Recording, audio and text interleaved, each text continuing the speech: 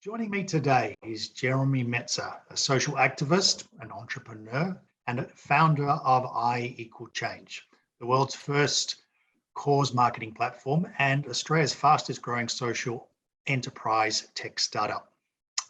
When he was just 21, Jeremy began his philanthropic mission to tackle gendered violence across the world. After working very closely with many organizations for a decade, he noticed that funding was a key barrier in the not-for-profit sector, so he engineered a revolutionary solution. I Equal Change is now the first tech initiative of its kind to harness the power of business to drive positive impact in the world. It has achieved incredible results and has disrupted how we traditionally think about the not-for-profit sector, and as we enter an age of conscious consumerism. Welcome, Jeremy, and thank you so much for joining me today. I thought I would start by asking you a question. I Equal Change is the first tech initiative of its kind. It's super impressive. Perhaps you can quickly explain how the model works. Thanks, Dermot, and great to be here with you. We've developed something that's ultimately very simple. As far as a fundraising mechanism, we flipped the model so that businesses aren't asking brands to give back, which is typically what I saw and partly why I imagined how we could do this differently, but it's actually the brand giving back from every sale. So we work mostly with retailers, online retailers, and we make it easy for them to give back $1 from every sale. Some brands give more than $1, but mostly it's $1. And that appears as a post-purchase platform on their thank you page, where the customer gets to choose where it goes to one of 3 development projects. They can then add to it if they want. And part of the whole philosophy around 100% transparency was, how could we use tech to show that transparency of fundraising, where the money's going, how much is being raised, and the impact that it's having? And the power of this, in essence, is that once we go live with each brand, every transaction raises $1, kind of like a bank, but for good, right? I say to businesses, you know, that Visa fee that you charge on your merchant account doesn't offer any value except your customers can use their credit card, right? And there's, you know, sometimes up to, 1, 2, 3% being taken out of that basket value. In this case, there's an enormous amount of value, which we can talk about later. But I never believed when we started this that $1 at a time would add up to now $5 million and counting. Thanks, Jeremy. That, I think, really ahead of its time, and I think its time is now. And so those results are really exciting. Can we perhaps take a step back, because you've been on an incredible journey, and in the years before you founded I Equal Change, you said you saw this sort of fundamental issue in the not-for-profit sector. Can you sort of remember what was the key insight one day that you said, you know what, I'm going to come up with I Equal Change? Can you tell us where that insight was and the journey from then? It was interesting. You know, I think in all of our lives, when we look forward, there's no thread. When we look back, we can make sense of the winding road that is our life. I decided to get on a one-way trip to Cuba when I was 21, and I ended up living there for 4 months. And I lived very much as a local. This was in 1998, when no tourists went to Cuba, and I lived with the community, and I very quickly became exposed and saw a lot of violence against women, and realized how sheltered my upbringing was, and I had no idea how common this was, and women thought that's just what men do. And I remember thinking, what the hell is going on that women in Cuba and Latin America, and I later lived in Miami, where again, almost every woman I met had a story, thinks that this is normal. And so that was the initial impetus. I started meeting with NGOs. I decided there was an enormous gap in my knowledge around gender-based violence and inequality and all the sort of myriad of issues that hold women and girls back from realizing their potential. So I just started every opportunity I had to travel. I would go and find NGOs working with women and girls. And I've been to over 25 countries now and sat with, for me, some of the most extraordinary people are the NGO leaders. And I gained an insight into not only these incredible impact leaders, but how complex the issues are. And I realized quite quickly, of course, they all need more money to do their work, right? And especially in the developing world, a small amount of money can go a long way. And so I thought, how do we raise this funding? And coming from an entrepreneurial family, I thought, oh, there's got to be a way to do this. And I met with an Australian in New York who'd just come back from the tsunami, the South Asian Boxing Day tsunami. And I had this moment with him on the corner under literally a full moon in Brooklyn. And it was kind of one of those pivotal moments. I think we've all had them where someone, a mentor, an elder says something. And I said to him, what can I do? And he said, look, you can be another bleeding heart, which is obviously valuable. The next time there's a disaster, get yourself there and help out. Or build a business, find a way that you can raise growing and sustainable funds for best practice NGOs. And in one moment, I knew what I had to do. It was in that moment. And I had no idea how to do it, except I knew that that was the path I would have to follow. And so I woke up a few months later with this idea had been brewing, and I'd seen businesses ask their customers, would you add a donation? Will you round up? And I thought, that's kind of offensive. As consumers, we know businesses are making money from us. I thought, no, that's rubbish. The business should be giving back. We've made a purchase from them. We've contributed to their profitability, or at least their revenue. They should be giving back a percentage of that revenue or that margin. It makes sense. What if we flip the model? And so Dad and I actually had an olive oil business. And so I had this little online store, which I was able to practice on. I had no tech experience. I found some guys. I said, look, can we build this? Can you build me a minimum viable product? Just something that will work. And a few months later, we had this very basic version up on our family's olive oil site. And suddenly we had a great response from customers. There was increased engagement, increased sales, great messaging on social media.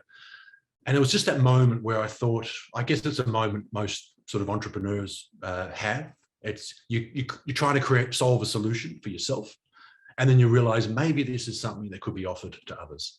Maybe this is something that's scalable. And in a nutshell, that was the genesis of this platform. Jeremy, that's an amazing story on so many different fronts. And I think we're going to come back and unpack some of that as we go through the conversation.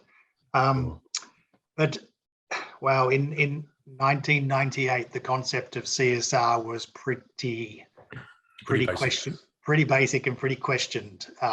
And you have said that you think we're currently witnessing a sort of profound reimagining of what CSR is, and where people are actually using brands now to build a better world that we all want to see. Do you see that, therefore, there's a blurring of lines between what was seen as traditional private sector profit with the not-for-profit sector purpose type thing? Are we seeing that those lines really blurring with these new types of models coming in? Well, 100%. I mean, I would go so far as to say that these two sectors that have largely worked in their own silos for a very long time, in order to thrive, are going to need to rely on each other more than they ever have. They're going to actually become dependent on each other. We're building a dashboard now in order to help retailers access what we call the stories of change. That accesses those incredible stories that the NGOs have access to. I mean, the extraordinary work that you do and our other NGO partners do, that is life-changing work. And retailers actually want content. They want to talk about purpose and impact that they're genuinely creating with the funds that they're raising. And so I do believe that the bridging of these worlds is something we're going to see accelerate. I remember going to Fred Hollow's Foundation, and they do incredible work and obviously want to make sure every dollar is accountable for. And then I went to see this group of retailers, and they're playing ping pong and having beers. It was 5 p.m. on a Friday, But it was kind of like, the golden fountain had been turned on because they were selling so much stuff they didn't know what to do with all the money. And I just thought, this is crazy. This is crazy. We have this world of retail and business that is, in many cases, making huge profits. We must, this was several years ago, and I thought it must get to a point where consumers will demand change, where product at any cost will not be facilitated and enabled and allowed by consumers. And therefore the NGO sectors, who are the purveyors and I think the stewards of social and environmental change, will have to come into the picture and be respected and understood for the extraordinary expert work they do. And the blurring of the lines between these two sectors will become, I think, very powerful and redefine business in a way that makes business not only more relevant, but resilient for this century.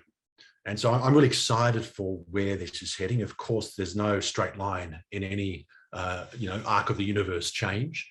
It's messy and sometimes we go backwards, but I see it happening, and we feel very humbled and privileged to be playing even our small role in facilitating that bridging of worlds and that social and environmental change. So, there'll be a lot of people in not-for-profits listening today. What does the future look like if you're sitting in not-for-profit, if you're looking forward? What advice do you have to not-for-profits there? Oh, look, I wouldn't pretend to understand the daily challenges, operating challenges, which not-for-profits have. Obviously, the funding challenge is an ongoing one. My understanding of the access to funds being largely through grants and philanthropy and public donations, it's a constantly challenging one, because one is ultimately in competition from the same limited pool of funding resources. And so what we are looking to increasingly do with ICO Change is create this growing and sustainable funding stream from business. We were talking with one of our larger retailers, and the head of marketing just said, "Oh, look, I just want to thank you for building something that made it simple for us.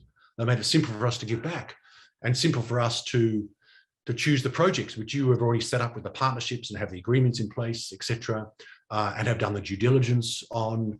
And so I would urge, I think the opportunity for NGOs to be not only thinking about how they can access funding and how they can package themselves in a way so that they understand where business is coming from and the solution you can solve for them, but understanding the problem that you are solving and how you can innovate and make that as simple as possible is obviously going to be most successful. And I think as well, understanding the value that the NGO sector brings in terms of that content piece. And I think the sector needs to do better at gathering that content. It's a constant frustration for me.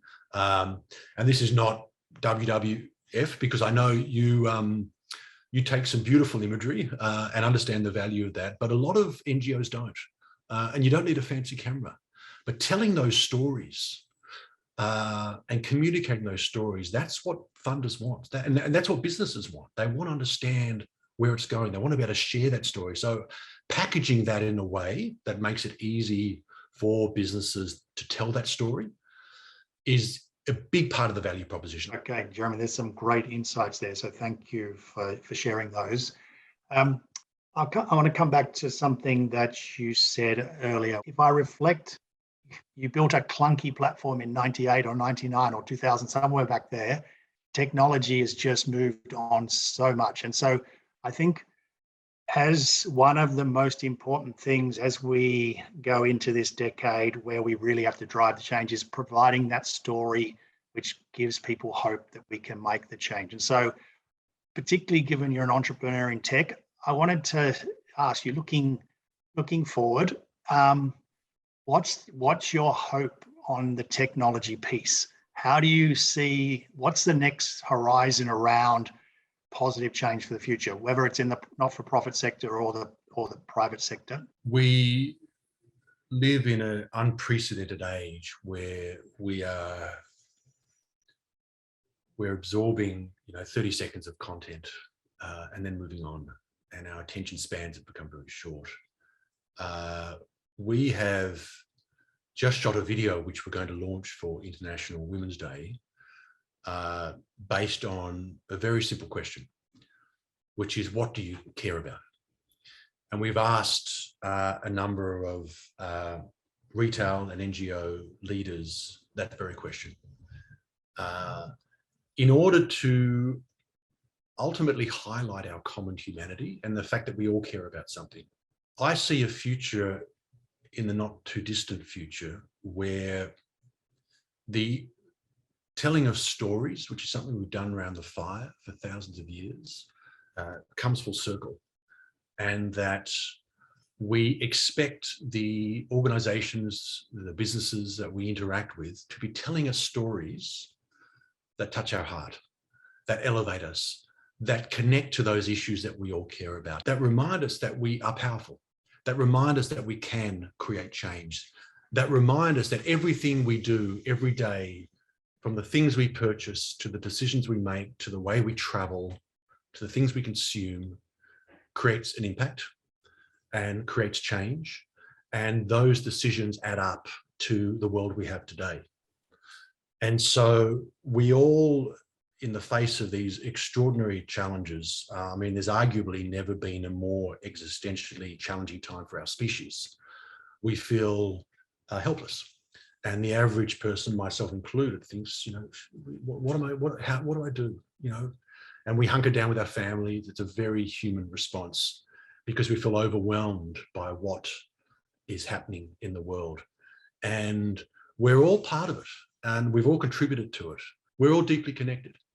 And therefore, what we do every day matters. And so the sharing of stories through technology, which is what we are going to be increasingly doing, to remind us, I think, connect with us at a really primal level, cut through the clutter and the noise, and tell stories that are positive, and tell stories that inspire us, and tell stories that connect us, is, I think, a really important part of the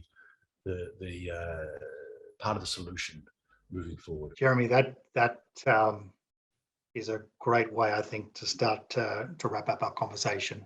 I wanted to say thank you so much for telling us your amazing story. It was inspiring, and thank you for giving us that wisdom today. Thanks, Jeremy. My pleasure. Thank you so much for having me. I'm such a huge fan of the incredible work that you do at WWF, and without the work that you do, this world would be a poorer place. And there is hope, actually, for organizations like yours and others. So it's been a privilege, and to also be supporting you in our small way. And thanks again for having me.